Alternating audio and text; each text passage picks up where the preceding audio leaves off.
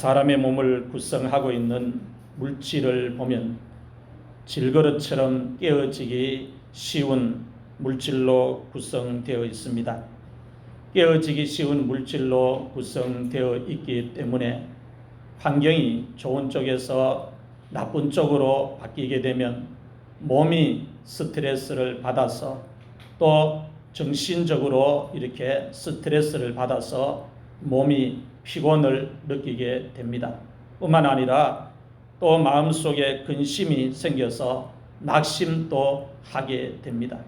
예수님을 믿지 않는 사람도 몸이 피곤하고 예수님을 믿는 사람도 몸이 피곤하고 낙심도 똑같이 생기고 하지만 성도는 하나님의 자녀이기 때문에 모든 문제를 해결하는 것도 하나님의 방법으로 하나님의 말씀으로 해결할 수 있어야 합니다. 성도들이 세상을 살아가면서 몸에 발생하는 피곤과 또 마음속에 생기는 낙심, 근심을 이길 수 있는 방법을 지난 주간에 우리가 히브리서의 말씀을 통해서 우리가 받았습니다. 몸에 발생하는 피곤과 낙심을 이길 수 있는 방법은 한 가지 방법밖에 없다고 했습니다. 이 한 가지 방법이 무엇인가 하면은 예수님께서 자기를 거역하는 자들에게, 예수님께서 자기를 십자가에 못 박는 자들에게 대응을 하지 아니하고 끝까지 참으신 것을 생각하면 성도들이 믿음 생활하면서 세상을 살아가면서 몸이 아무리 피곤해도 마음에 아무리 근심이 생기고 낙심할 일이 있어도 그 피곤을 이길 수 있고 그 근심을 이길 수 있고 그 마음속에 생기는 낙심을 이길 수 있고 극복할 수 있다고 했습니다. 성도들이 예수님을 생각하는 것이 바로 성도들이 예수님을 바라보면서 살아가는 것입니다. 히브리서 기자가 믿음의 주요 온전하게 하신 예수님을 바라보자라고 했습니다. 예수님을 바라보는 것이 바로 예수님을 생각하는 것이라는 겁니다. 예수님이 우리의 눈에 보이지 않습니다. 눈에 보이지 않는 주님을, 예수님을 바라보는 방법이 예수님을 내가 마음속으로 생각하는 것입니다. 마음속에 근심이 생기고 낙심이 생길 때, 몸이 피곤할 때, 또 스트레스를 많이 받아서 몸이 무거울 때, 또 좋은 환경에서 나쁜 쪽으로 환경이 바뀔 때, 여러 가지 충격적인 일로 인하여서 마음이 괴롭고 몸이 무겁고 낙심이 생길 때, 그때 세상적인 방법으로 푹 쉬면 되겠지, 이런 식으로 해결하고 문제를 풀려고 할 것이 아니라 하나님의 자녀들은 예수님과 함께, 예수님과 동행하면서 예수님을 바라보면서 예수님을 생각하면서 그 모든 근심, 그 모든 피곤을 해결하고 풀어야 한다고 말씀을 드렸습니다. 예수님을 바라보면, 예수님을 생각하면 절대로 삶이 잘못되지 않습니다. 예수님이 책임을 져 주십니다. 여러분의 인생의 경주 70, 80 마칠 때까지 예수님이 안 붙들어 주면 좀 먼저 가는 것 같고 좀 더 잘 풀리는 것 같은데 예수님이 안 도와주면 우리가 좀 더 앞질러 달리는 것은 아무것도 의미가 없다는 겁니다. 그러나 예수님이 우리를 붙잡아 주면 다른 가정보다 뒤처진 것 같고 다른 사람들보다 내가 뒤처져서 따라가는 것때도 결국은 시간이 지나서 뒤돌아보면 예수님 때문에 내 믿음 생활이 실패가 아니라 승리로 이어지고, 예수님 때문에 내 가정이 더 단단하게 세워지고, 예수님 때문에 더 믿음의 경주를 잘할 수 있었다고 고백을 할 수 있게 되는 것입니다. 오늘 본문 말씀은 성도들이 믿음 생활을 하면서 받는 하나님의 징계에 대해서 말씀을 하고 있습니다.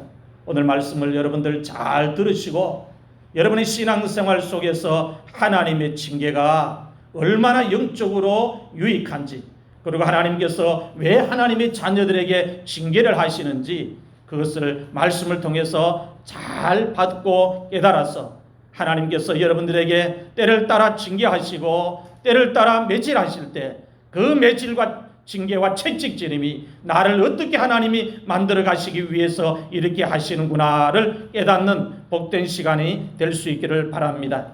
첫 번째로 성도들이 하나님께서 내리시는 징계를 경히 여기지 말고 하나님에게 꾸지람을 받을 때 낙심하지 말라고 가르치고 있습니다. 두 가지를 이야기하고 있지요. 첫 번째는 하나님이 내리시는 징계를 경히 여기지 말아라. 두 번째는 하나님이 징계를 통해서 너를 꾸짖을 때 낙심하지 말아라. 이렇게 말씀을 하고 있습니다. 본문 5절 말씀을 같이 읽겠습니다. 시작. 또 아들들에게 권하는 것 같이 너희에게 권면하신 말씀도 잊었도다. 일렀으되 내 아들아 주의 징계하심을 경히 여기지 말며 그에게 꾸지람을 받을 때에 낙심하지 말라. 아멘. 히브리서 기자가 지금 편지를 성도들에게 쓰는데 하나님의 징계에 대해서 편지를 쓰는데 하나님의 징계에 대해서 성도들이 지금 잊어버렸다는 거예요. 구약 성경에 하나님이 하나님의 백성들에게 왜 징계를 하시는지, 하나님이 징계를 하시면서 어떤 목적을 가지고 하나님의 자녀들에게 징계를 하시는지 분명히 말씀을 기록해 나왔는데 지금 너희가 그 말씀을 잊어버렸다 그렇게 이야기합니다. 잊어버리고 지금 믿음 생활을 하고 있다 그렇게 이야기하면서 다시 잊어버리는 그 믿음 생활에 하나님의 말씀을 기억나도록 다시 되새길 수 있도록 말씀을 편지로 지금 기록해서 전하고 있는 것입니다. 자식을 향한 부모의 마음은 모두 똑같습니다. 부모의 마음은 빈부귀천을 막론하고 부모라면 자식을 향한 마음은 다 똑같습니다. 자식이 세상에서 잘못되지 않고 잘 되는 것을 모든 부모들이 다 바라고 있습니다. 자식이 세상에서 인생을 방황하지 아니하고 길을 잘 걸어가는 것을 부모라면 다 바라고 있습니다. 또 자식이 세상에서 삶을 실패하지 아니하고 삶을 승리하고 성공하는 것을 부모들이 다 바라고 있습니다. 이것이 부모의 마음이고 부모가 자식을 향해서 바라는 마음이라는 것입니다. 하나님 아버지의 마음도 부모들이 자식을 향해서 가지고 있는 마음과 똑같다고 이야기합니다. 오늘 히브리서 기자가 하나님 아버지의 마음을 이야기하면서 세상의 부모가 자기 자식을 향해서 가지고 있는 마음처럼 하나님 아버지께서도 하나님의 자녀들, 하나님의 아들들에게 가지는 마음, 향하는 마음이, 바라는 마음이 똑같다고 이야기를 하고 있습니다. 하나님께서 성도들을 향해서 가지고 있는 마음은 어떤 마음입니까? 성도들이 세상에서 잘못되지 않고 잘 되기를 하나님께서 원하십니다. 성도들이 세상에서 하나님의 자녀로 똑바로 살아가기를 하나님이 원하십니다. 성도들의 영혼이 병들지 아니하고 강건하기를 하나님 아버지께서 원하십니다. 성도들이 세상에서 방황하지 않고 믿음의 경주를 잘하기를 원하십니다. 믿음 생활을 승리하기를 원하십니다. 성도들이 믿음 생활을 해서 잘해서 하늘의 신령한 복과 땅의 기름진 복을 풍성하게 받기를 하나님이 원하십니다. 성도들이 세상에서 하나님의 영광을 가리지 아니하고 하나님의 영광을 드러내고 나타내면서 살아가기를 원하십니다. 이것이 누구의 마음이라고요? 하나님 아버지의 마음이라고 이야기합니다. 하나님께서 자기 자녀들, 자기 백성들을 향해서 바라는 마음이라고 이야기를 하고 있습니다. 하나님이 자기 자녀들에게 이렇게 바라기 때문에 이렇게 바라는데 이 바람에 자녀들이 하나님의 마음을 흡족시켜 주지 아니하고 그 반대의 삶을 살고 반대의 길을 걸어가면 세상의 부모도 자기 자녀들에게 기대고 바라는 마음이 있는데 그 바라는 마음대로 자녀들이 자라주지 않고 곁길로 가고 어그러진 길로 가고 방탕하게 됐을 때에 어쩔 수 없이 부득불 아프지만 마음이 아프지만은 그 자녀에게 매질하고 꾸지람하고 그렇게 하는 것처럼 하나님 아버지께서도 자기의 자녀들에게 바라는 것이 있는데 그 바라는 대로 하나님의 자녀들이 길을 걸어가지 않을 때는 부모의 마음을 가지고 하나님의 자녀들에게 채찍질 하신다 말씀합니다. 징계하신다 말씀합니다. 하나님께서 성도들이 잘 되기를 원하시기 때문에 성도들에게 징계를 내리신다는 것입니다. 하나님께서 성도들에게 내리시는 징계의 목적은 똑같습니다. 꾸지람의 목적도 똑같습니다. 하나님께서 하나님의 자녀들에게 내리시는 징계의 목적은 영적 성장입니다. 믿음의 성장입니다. 성품의 변화입니다. 인격의 성장입니다. 예수님의 성품과 인격을 몸에 지니는 것이고 소유하는 것이고 닮아가는 것입니다. 이것이 하나님께서 하나님의 자녀들에게 바라는 것이고 하나님의 자녀들에게 징계를 내리시는 목적이고 꾸지람을 하는 목적인 겁니다. 그래서 우리가 예수님을 믿으면 점점 좋아져야 돼요. 우리의 인격도 점점 바뀌어서 좋아져야 돼요. 우리의 성품도 예수님을 믿은 시간이 지나면 지날수록 점점 좋아져야 돼요. 그래서 믿음 생활을 잘하면 한 3대쯤 내려오면요, 이 몸에 다 배어 있어요. 영적인 그런 것들이 할아버지 때, 아버지 때부터 물려받은 것이 손자 때 되면 3대째 내려오면 다 이렇게 몸에 배어 있습니다. 온유한 성품도 몸에 배어 있고, 선한 성품도 몸에 배어 있고, 겸손한 성품도 몸에 배어 있고, 순종하는 것도 몸에 배어 있고, 예의를 이렇게 몸에 갖추고 있는 것도 다 몸에 배어 있습니다. 믿음 생활을 잘하면 자녀들에게 자연적으로 이 몸에 배어 있는, 이럴 때의 약점이 무엇입니까? 이럴 때는 거칠어요. 육이 펄펄 살아있어요. 그래서 그 육을 잃을 때가 빨리 예수님 만나고 빨리 예수님 체험해서 자기를 깨뜨리지 않으면 2대째 자식도 예수님을 믿는데 똑같은 자식이 생기는 거예요. 여전히 육이 강하고 여전히 성품이 옛사람의 성품을 가지고 있는 사람이 되어버립니다. 그래서 내가 일대라고 생각하면 빨리 부수려고 해야 돼요. 빨리 영적으로 성장을 하려고 하고 빨리 성품이 변화되어서 자녀들에게 좋은 영향력을 끼치려고 하고 그렇게 해야 되는 거예요. 왜? 그렇게 해야 하나님이 우리에게 주시는 것을 하나도 놓치지 않고 다 받을 수 있기 때문입니다. 징계의 목적은 영적 성숙이고 성장이라 했습니다. 하나님이 우리를 매질하지 않으면, 징계하지 않으면 안 자라요. 믿음도 안 자랍니다. 성품도 안 변합니다. 우리의 어떤 마음속에 있는 어떤 생각들도 안 바뀝니다. 가치관도 안 바뀝니다. 신앙관도 안 바뀌고 인생의 어떤 가치관도 안 바뀝니다. 그대로입니다. 그런데 하나님이 징계를 내리시고 나면 아프기 때문에 고치면서 바뀌는 거예요.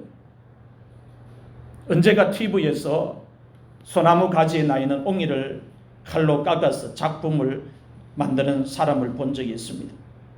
옹이마다 생김새가 다릅니다. 모양도 다르고 옹이의 크기도 다 다릅니다. 옹이마다 생김새가 다르고 모양이 다르기 때문에 옹이를 칼로 깎아내면 작품이 다 다르게 나와요. 옹이를 깎아낼 때 칼로 옹이를 수십 번, 수백 번 깎아냅니다. 그 옹이의 몸통에 필요 없는 부분들을 다 깎아내야 비로소 옹이가 사람들의 눈에 보기 좋은 작품이 되는 겁니다. 그 옹이를 깎아내는 모습이 너무 이렇게 보기가 좋았어. 나도 한번 산에 가면 저런 옹이가 있으면 배워와서 집에서 한번 해봐야 되겠다, 이런 생각을 항상 가지고 있었습니다. 그러다가 최근에 이 경목회 목사님들, 경상경찰서 함께 섬기는 목사님들과 함께 이 산행을 간 적이 있는데, 이 산에서 이 소나무 가지에 옹이를 하나를 발견하고 그걸 베어서 집에 가지고 왔습니다. 집에 가지고 와서 조각칼을 사서 그걸 깎아냅니다. 아마추어잖아요. 제가 다른 걸 해본 적이 없으니까. 그 옹이를 칼로 깎아내면서 몇 시간 동안 밥 먹는 시간도 거르고 하고 며칠 동안 그걸 이렇게 틈틈이 해봤어요. 손에 물집도 생기고 손가락도 베어보고 그 옹이를 하나를 깎아내면서 하나의 작품을 만들기 위해서 그렇게 해보았습니다. 몇 시간 동안 정신을 집중해서 조각칼로 옹이를 작업하고 있는데 갑자기 제 마음속에 이런 생각이 불쑥 들었어요. 소나무 가지에 붙어있는 옹이도 사람이 작품을 만들기 위해서 조각칼로 옹이의 못난 부분을 수십 번, 수백 번 깎아내는데 하나님께서 부패한 나를, 교만한 나를, 혈기가 강한 나를, 육이 강한 나를 성화시키기 위해서, 진짜 그리스도인으로 만들기 위해서 얼마나 많이 깎아내는 것이 필요하셨을까? 옹이를 깎아내면서 제 마음속에 불쑥 든 생각입니다. 그 옹이의 모양이 형편없이 못생겼습니다. 이 옹이는 소나무에 필요 없는 혹입니다. 그 옹이를 깎아내면서 작품을 만들 때 칼로 수백 번 칼질을 하고 필요 없는 분들을 깎아내고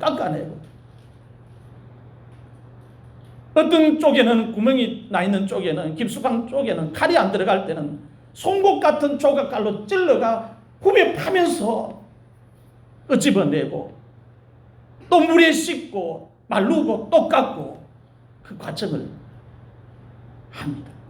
그렇게 하면서 불쑥 제 마음속에 든 생각이, 소나무 가지에 붙어있는 이 옹이도 사람이 작품을 만들기 위해서 칼로 수십 번 수백 번 깎아내는데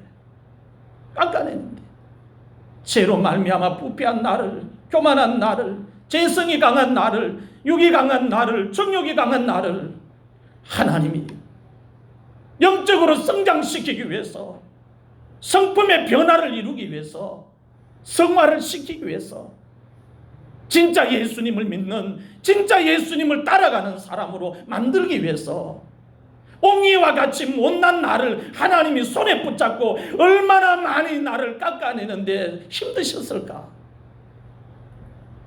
나는 안 깎이려고 하고 하나님은 깎아내려고 하고, 얼마나 하나님이 나를 깎아내는데 공을 많이 들이셨을까? 그 옹이를 깎아내는데 손에 물집도 생기고 손가락도 뼈가면서도 포기하지 않고 옹이를 계속 깎아내면서 하나의 작품을 만든 걸 제가 기억하면서, 하나님도 나를 포기하지 않고 끝까지 나를 손에 붙잡고 옹이를 칼로 깎아내듯이 나를 하나님의 자녀로 반듯하게 만들어 세우기 위해서 깎아내고 어떨 때는 송곳으로 찔러가면서까지 이렇게 다듬어 가시는 것, 수없이 수백 번 하나님이 깎아내시는 그 과정을 통해서 하나님을 만나게 하시고 하나님의 형상을 닮아가게 하시니, 그 순간 옹이를 생각하면서 제 손에 붙잡혀 있는 옹이가 바로 제 자신이었습니다. 하나님 앞에서 제 자신이 옹이가 되어 있었습니다.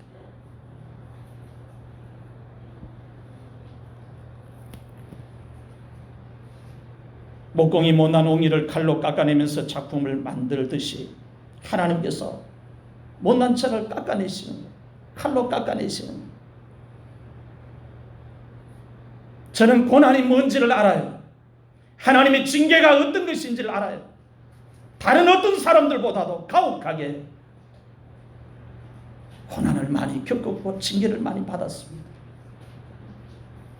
그 옹이를 포기하지 않고 손에 잡고 끝까지 피를 흘리면서 물집 생기면서 손가락 빼어가면서 작품 만들겠다고 칼로 깎아내는 그 손이 내 손이 아니라 하나님이 나를 붙잡고 계시는 손이었고, 그 손에 붙잡힌 옹이는 나뭇가지의 옹이가 아니라 하나님 앞에 볼품없는 나 자신이었더라 이 말입니다. 하나님이 나를 포기하셨으면 오늘 나는 어떻게 되었을까? 하나님이 내 가정을 포기하셨으면 오늘 나는 어떻게 되었을까? 생각만 해도 끔찍하고 두려울 마음이 들었습니다. 하나님이 포기하지 않고 다듬으시고 깎아내시고 깎아내셨어요. 하나님을 닮아가게 하시니 그것이 바로 하나님이 하나님의 자녀들에게 징계를 내리시는 이유고 목적이라는 겁니다. 영적 성장을 위해서.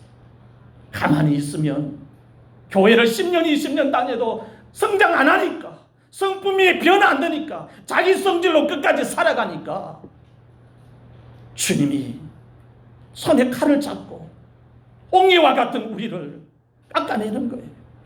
때로는 자녀들로 통해서 우리를 깎아내고, 때로는 육체의 질병을 통해서 우리를 깎아내고, 때로는 불의의 사고를 통해서 우리를 깎아내고, 때로는 직장을 통해서, 사업장을 통해서, 궁핍을 통해서 우리를 깎아냅니다. 하나님이 깎아낼 때 그걸 잘 깨달으면 우리는 그 깎아냄을 통해서 하나님 앞에서 멋진 작품이 될 수 있고 멋진 자녀가 될 수가 있다는 것입니다. 하나님께서 저를 깎아내셨기에, 수도 없이 징계하셨기에 지금 제가 세상을 의지하지 아니하고 하나님을 의지하면서 살아갈 수 있게 되었습니다. 하나님께서 수없이 많이 나를 깎아내셨기에 지금 제가 세상을 바라보지 아니하고 예수님 한 분만 바라보면서 살아갈 수 있게 되었습니다. 하나님께서 나를 고난으로 깎아내시고 징계로 깎아내시면서 깎아내셨기 때문에 제가 지금 하나님을 멀리하지 아니하고 하나님을 가까이 하면서 살아갈 수 있게 되었습니다. 하나님이 나를 깎아내셨기에, 하나님이 나를 옹이와 같은 나를 깎아내셨기 때문에 제가 지금 하나님의 말씀을 무시하지 아니하고 하나님의 말씀을 지키면서 살아갈 수 있게 된 것입니다. 하나님이 나를 깎아내셨기 때문에, 하나님이 나를 깎아내셨기 때문에 제가 지금 기도의 줄을 놓지 않고 기도의 줄이 생명줄인 줄 알고 붙잡고 살아갈 수가 있게 된 것입니다. 하나님이 깎아주지 않으셨다면, 하나님이 나를 깎아내지 않았다면 여전히 세상이 좋고 여전히 육이 살아있을 것이고 여전히 하나님을 바라보면서 세상을 바라보고 하나님 쪽에도 한 다리 걸치고 세상 쪽에도 한 다리를 걸치고 그렇게 살아갈 텐데, 하나님이 나를 혹독하게, 옹이처럼 못난 나를 혹독하게 찌르고 깎아내셨기에 그 아픔이 내 마음속에 뼛속까지 새겨져 있기에 견눈질할 수 없고, 피곤해도 낙심하는 일이 있어도 예수님 바라보면서 믿음의 경주를 포기하지 않고 할 수가 있는 것입니다. 시편 119편 67절 말씀을 같이 읽겠습니다. 시작. 고난당하기 전에는 내가 그릇 행하였더니 이제는 주의 말씀을 지키나이다. 아멘. 하나님이 우리를 징계하실 때까지는 다 그릇 행한다고 말합니다. 잘 믿는 것처럼 보여도 자기 의가 살아서 누가 인정해 주지 않으면 분노가 폭발하고 그렇게 하는 거예요. 고난 당하기 전에는 내가 먼저 믿었으니까, 내가 먼저 교회 다녔으니까, 내가 먼저 일꾼 되어야 된다, 이런 생각 안 바꿔요. 고난 당하고 나면 다 내려놓습니다. 주님이 나를 살려주신 것도 은혜고 지금 살아있는 것도 은혜인데 내가 뭘 주님 앞에서 말할 수 있냐 하면서 마음을 다 비우는 거예요. 주님이 나를 세워주실 때까지 기다리는 거예요. 그게 고난이라는 겁니다. 고난당하기 전에는, 하나님이 우리를 징계하시기 전에는 다 그릇 행하는 거예요. 잘 믿는 것처럼 보이지만은 실상은 하나님 보실 때는 의가 충만한 겁니다. 바리새인들처럼. 바리새인들이 얼마나 겉으로는 믿음 생활 잘하는 척 했습니다. 일주일에 2번씩 금식기도 하고 11조 철저히 하고, 성전에서 그들은 항상 생활했잖아요. 교회를 가까이 했잖아요. 근데 예수님이 봤을 때는 다 틀렸다는 거예요. 뭐 때문에? 그 속에 하나님의 의는 없고 자기를 인정하고 자기가 제일이라고 하는 의가 살아있으니까 잘못됐다고 이야기한 겁니다. 고난당하기 전에는 우리가 다 그렇다는 거예요. 근데 고난당하고 나면, 징계를 받고 나면 어떤 사람이 되느냐? 하나님의 말씀을 배우게 된다 이야기합니다. 깨닫게 된다고 이야기합니다.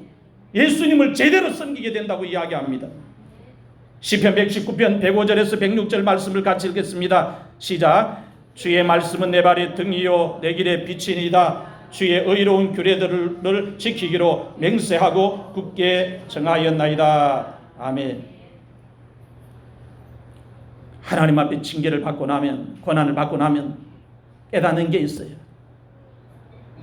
그 이전에는 내가 가지고 있는 지식, 능력, 달란트로 배움을 가지고 인생을 살아가려고 하는데, 고난당하고 나면 하나님의 말씀이 내 발의 등이요 내 길의 빛이라는 걸 마음속에 깊이 새기고 말씀 붙들고 살아가요.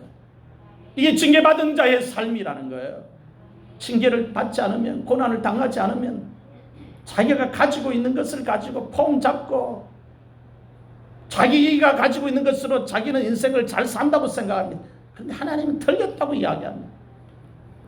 하나님 앞에 징계를 받고 나면 하나님의 말씀이 제일이라는 걸 깨닫게 되고, 하나님의 말씀이 등불이라는 걸 깨닫게 된다는 것입니다. 시편 119편 71절 말씀을 같이 읽겠습니다. 시작. 고난당한 것이 내게 유익이라. 이로 말미암아 내가 주의 율례들을 배우게 되었나이다. 아멘.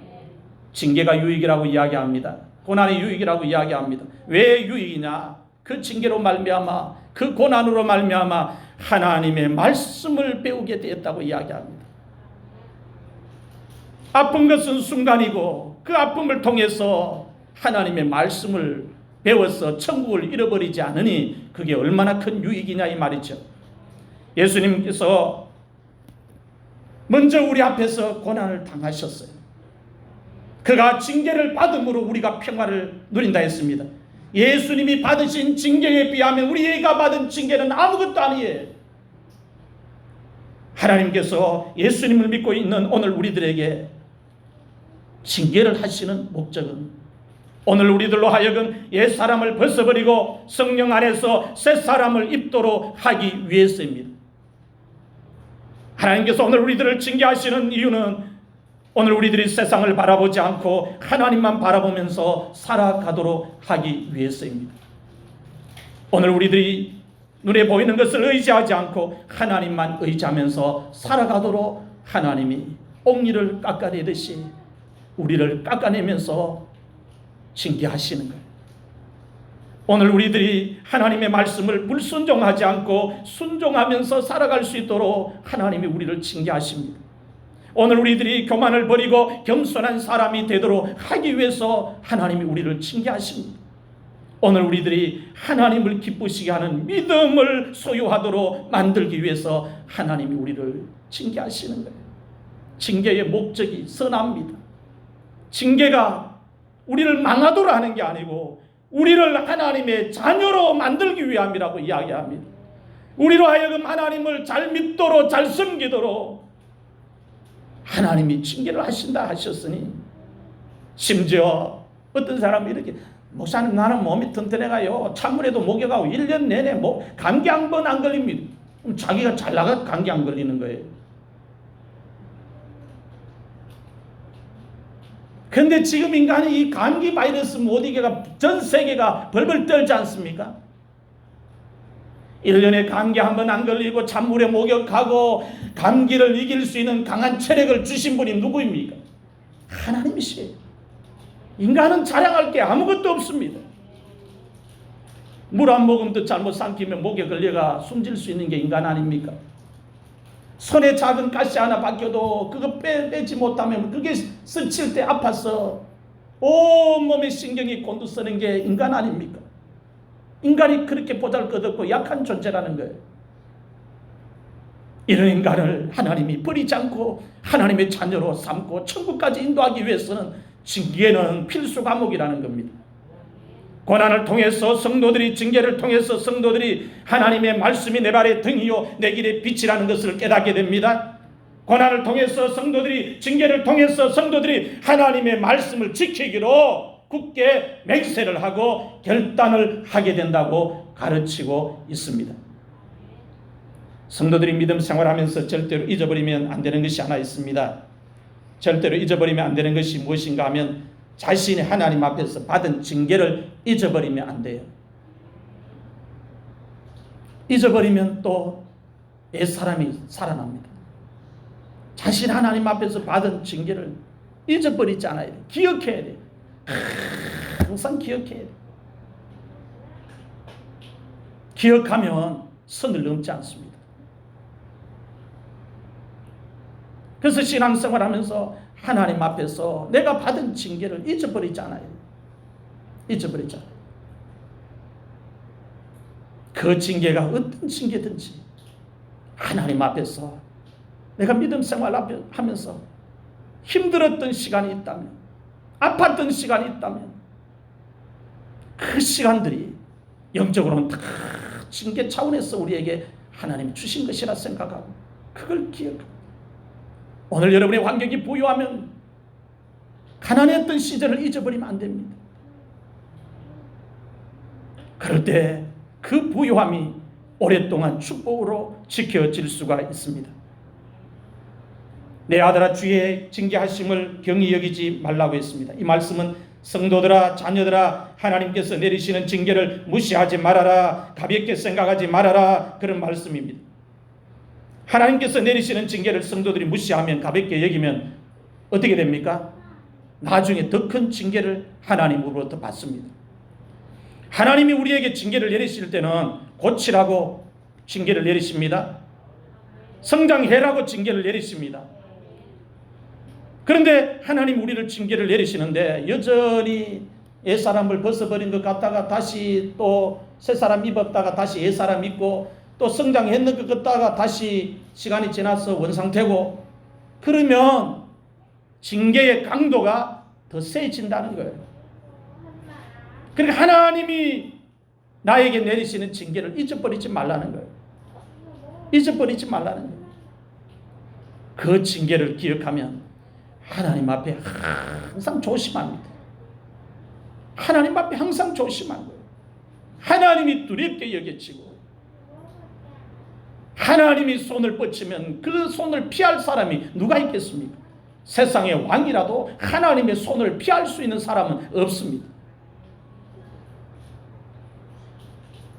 그래서 하나님께서 내리시는 징계를 경히 여기지 말라고, 무시하지 말라고 성도들에게 가르치고 있는 것입니다.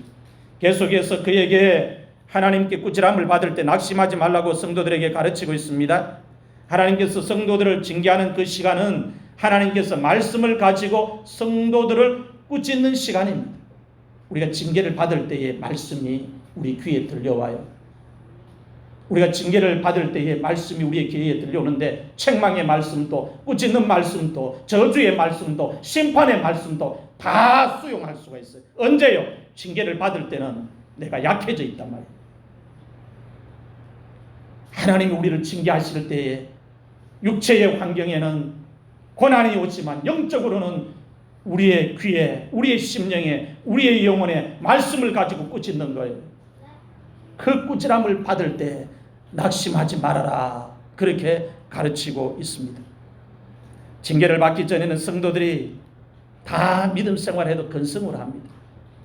하나님 말씀을 들어도 근성으로 들어요. 성경을 읽어도 근성으로 읽습니다.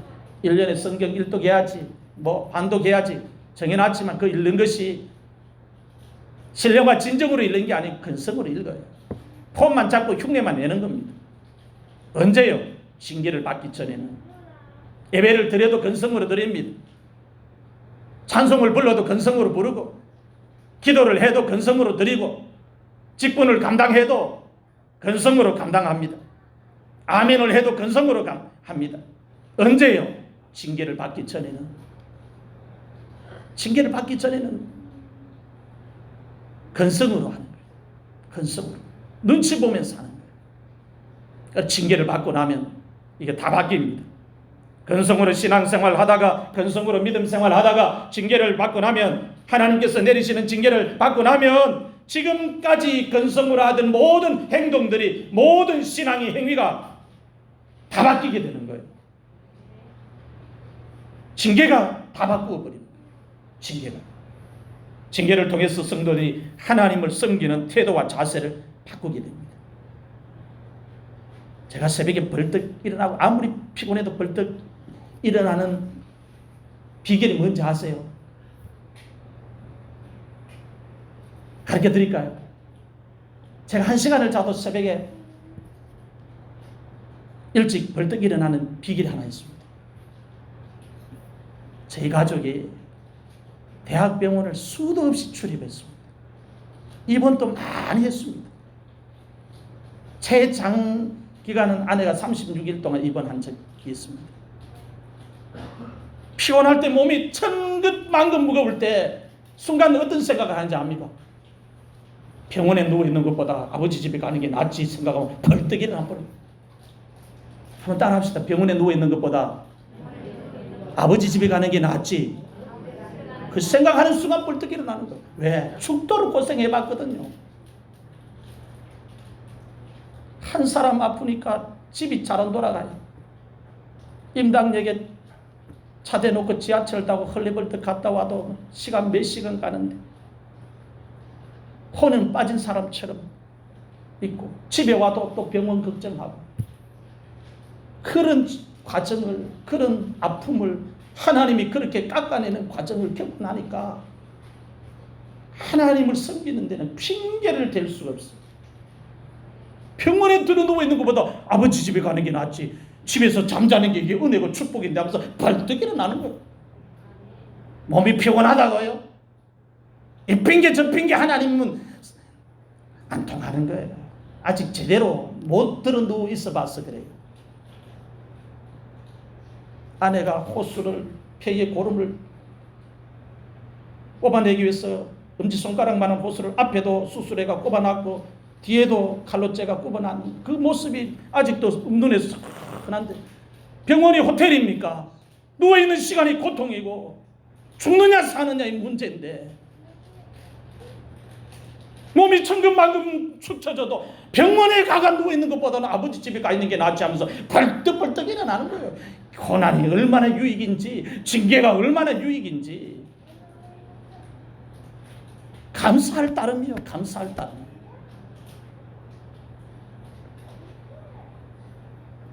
하나님께서 내리시는 징계는 성도들마다 다르고 가정마다 다르고 개인마다 다릅니다. 징계를 받으면 성도들의 마음이 낙심되는 것을 하나님께서 아시고 성경 기자를 통해서 우리에게 말씀하시기를, 하나님 너를 징계하시고 하나님이 너를 꾸짖으시면 좋은 목적으로 징계하고 선한 뜻으로 꾸짖는 것이니까 낙심하지 말아라, 그렇게 말씀을 가지고 우리를 권면하고 있습니다. 본문 6절 말씀을 보면 하나님께서 내리시는 징계를 성도들이 받을 때 낙심하지 말아야 되는 이유를 말씀하고 있습니다. 같이 읽겠습니다. 시작. 주께서 그 사랑하시는 자를 징계하시고 그가 받아들이시는 아들마다 채찍질하심이라 하였으니 너희가 참음은 징계를 받기 위함이라. 하나님이 아들과 같이 너희를 대우하시나니 어찌 아버지가 징계하지 않는 아들이 있으리요. 잠언 3장 12절 말씀을 같이 읽겠습니다. 시작. 대저 여호와께서 그 사랑하시는 자를 징계하시기를 마치 아비가 그 기뻐하는 자들을 징계함같이 하시느니라. 아멘. 하나님께서 성도들에게 징계를 내리시는 이유는 두 가지입니다. 첫 번째 이유는 하나님께서 성도를 사랑하시기 때문에 징계를 하십니다. 두 번째 이유는 하나님께서 성도를 아들로 받아들이셨기 때문에 성도들에게 징계를 내리십니다. 이 두 가지 이유 때문에 성도들에게 하나님께서 징계를 내리십니다. 그러므로 하나님께서 내리시는 징계의 이유, 징계의 뜻을 제대로 알면 성도들이 징계를 받을 때마다 낙심하지 아니하고 징계를 받는 그 일로 인하여 하나님께 더 가까이 나오고 하나님을 더 의지하게 되고 불평하지 아니하고 하나님께 감사하면서 신앙생활을 할 수가 있다는 것입니다.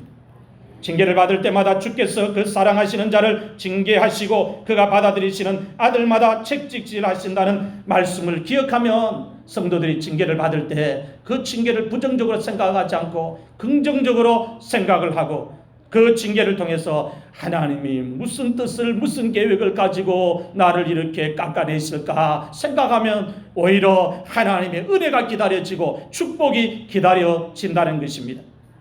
너희가 참음은 징계를 받기 위함이라고 말씀했습니다. 이 말씀은 성도들이 징계를 받을 때 징계를 잘 참고 견뎌야 한다는 말씀입니다. 사랑하는 성도 여러분, 지금까지 믿음 생활을 하면서 어떤 징계를 받으셨습니까? 하나님 앞에서 받은 징계를 잊지 않고 지금 기억하고 있습니까? 성도들이 믿음 생활을 하면서 받는 고난은 하나님의 시선으로 보면 전부 징계입니다.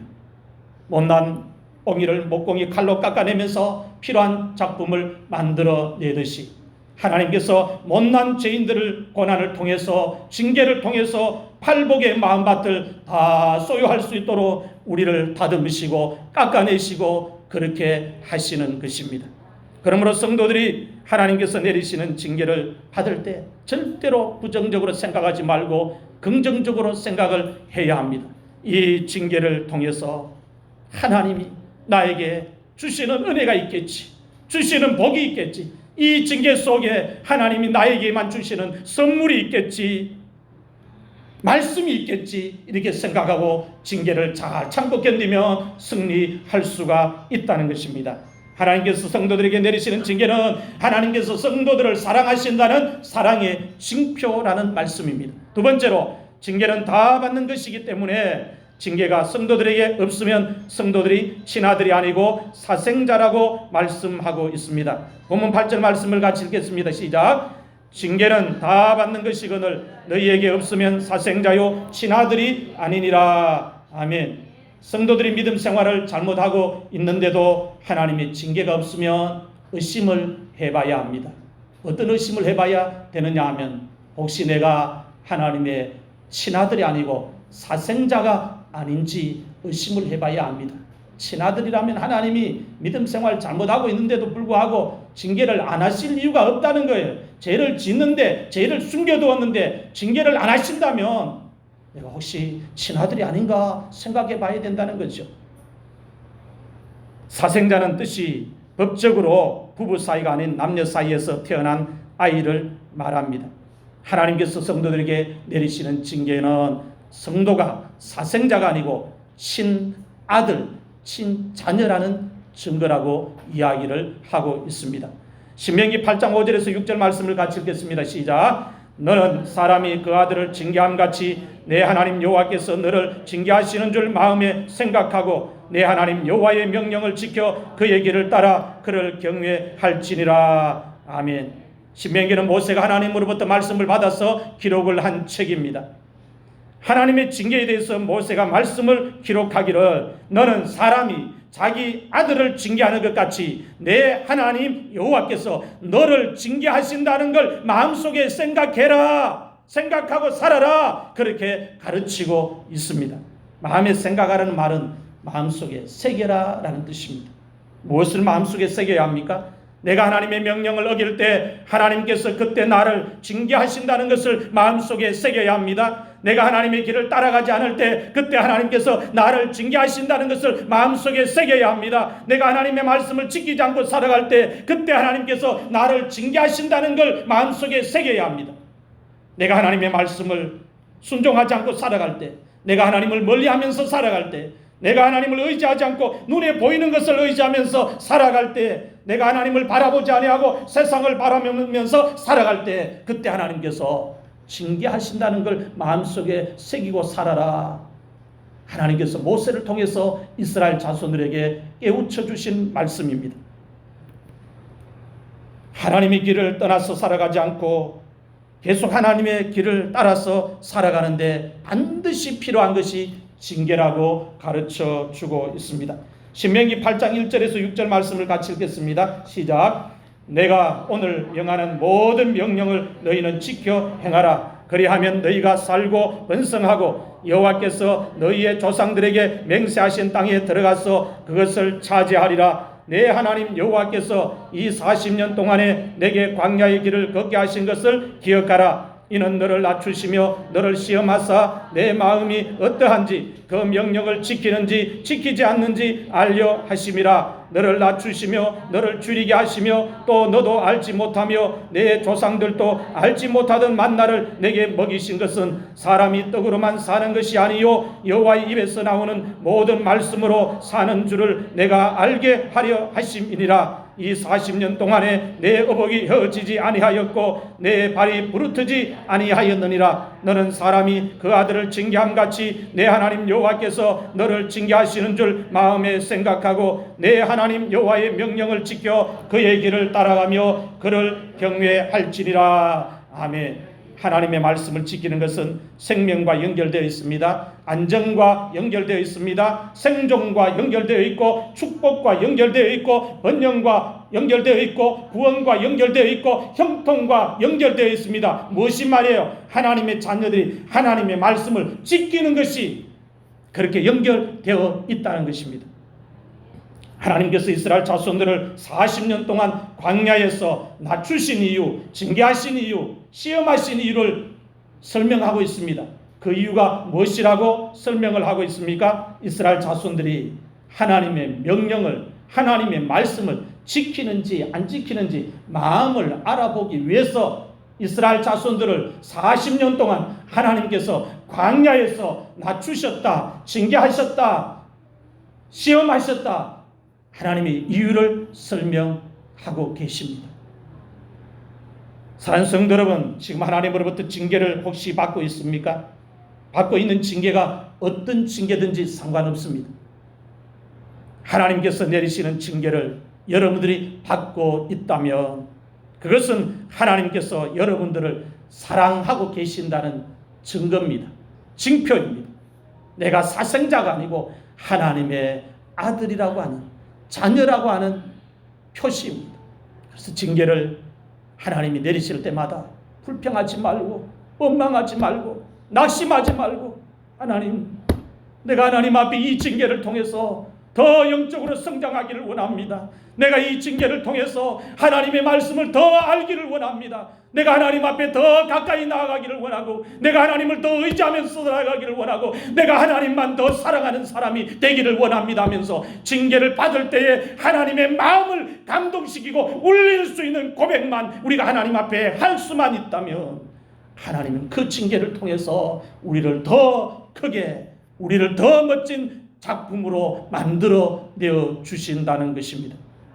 오늘 하나님께서 우리들에게 주신 징계에 대한 말씀을 여러분들 모두 믿음으로 받을 수 있기를 주의 이름으로 축원합니다.